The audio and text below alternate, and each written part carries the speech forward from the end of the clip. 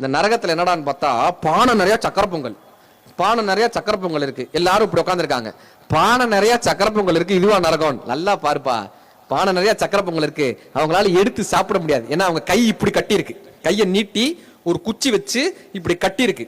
சக்கரை பொங்கல் எடுத்து சாப்பிட முடியாது. எடுத்து இப்படி தூக்கி போட்டா மூஞ்சில வந்து விழும். கை இப்படி கட்டி இருக்கு. எல்லாம் இருந்தும் கூட அதை அனுபவிக்க முடியாத நிலை இருக்குல்ல, இதான்ப்பா நரகம்னாரு. சரி சொர்க்கத்தை காட்டுங்க.